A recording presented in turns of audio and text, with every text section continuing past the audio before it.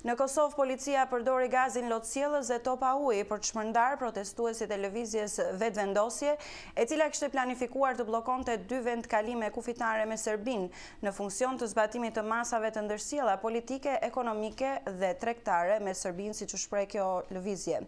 10 persona janë plagosur dhe arrestuar gjatë përleshjeve të policisë me protestuesit në këto protesta, organizimi të cilave ishte kundërshtuar ashpër nga institucionet vendase dhe ndërkombëtare.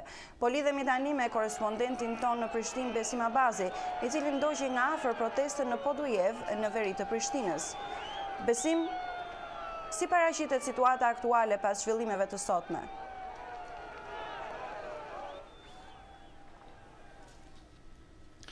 Të paktën 42 persone janë arrestuar, disa 10 janë plagosur gjatë protestave të sotme, përkatësisht gjatë përleshjeve të policisë dhe protestuesve të lëvizjes Vetëvendosje në komunën e Podujeves, rreth 40 km në veri të Prishtinës. Policia për disa orë ndaloi turmën e protestuesve në hyrje të qytetit të Podujeves, duke mos lejuar afrimin e tyre te vendkalimi kufitar në Merdar. Diku pas orës 14 sipas orës lokale, policia filloi ndërhyrjen duke përdorur gazin lotësjellës dhe topat e ujit si shkopin të gomës, ndërsa që turma protestuese u përgjigj duke hedhur gur mbi policinë. Gjatë kësaj kohe, nga të dyja palët ka patur të lënduar. Policia thotë se të paktën 13 oficerë të policisë kanë besuar lëndime, ndërsa pjesëtarët e lëvizjes Vetëvendosje thonë se të paktën 18 pjesëtarë të saj janë plagosur gjatë përleshjeve me policinë në këtë pjesë të Kosovës.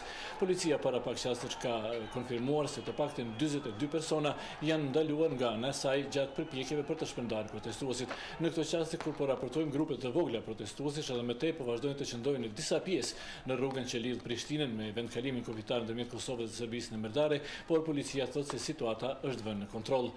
Lëvizja Vetëvendosje, që më herët kishte planifikuar që për sot të bllokojë vendkalimet kufitare me Serbinë në funksion të të zbatimit të masave të ndërsjella politike, ekonomike dhe tregtare. Kejda? Po Besim, protesta kishte edhe në vendkalimin kufitar në Dheun e Bardhë në lindje të Kosovës. Si ka rrjedhur atje protesta?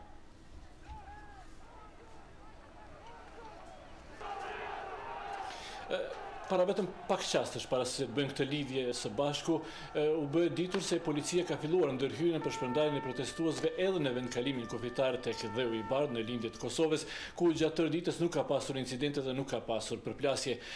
Pak para orës 18, para fillimit të ditëtarit, policia kishte dhënë një ultimatum protestuesve që të largohen nga rrugët dhe me që ai ishte refuzuar, u tha se policia ka filluar ndërhyrjen, por ende është herë të thuhet se si ka rrjedhur ajo. Përfaqësues të lëvizjes Vetëvendosje i thanë Zërit Amerikës para pak çaste se ka patur edhe të lënduar edhe të arrestuar nga ana e policisë, por këto njoftime nuk është arritur që të konfirmojnë nga burime tjera të pavarura. Kejda? Dhe a ka pasur reagime në Prishtinë pas zhvillimeve të sotme?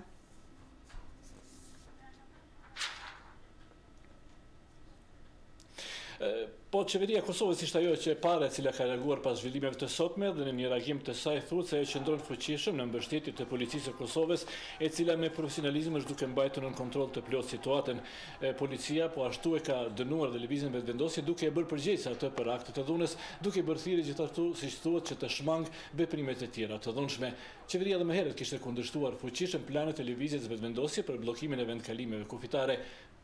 Aksioni i saj ishte kundërshtuar edhe nga institucione tjera vendase e ndërkombëtare, të cilat kishin prerur shqetësimin për mundësinë e shkallëzimit të situatës, por edhe për pasojat që mund të ketë një aksion i tillë për imazhin ndërkombëtar të Kosovës, si edhe për procesin e normalizimit të marrëdhënieve ndërmjet Kosovës dhe Serbisë.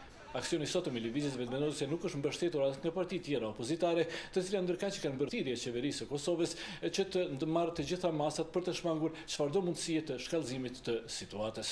Lëvizja Vetëvendosje ndërkaq ka theksuar se aksioni i saj është bërë i domosdoshëm për shkak të, siç thuhet, mosveprimit të qeverisë së Kosovës për të zbatuar vendimet e Parlamentit të Kosovës. Madje ajo e ka akuzuar qeverinë se po rebelohet kundrejt Parlamentit të Kosovës.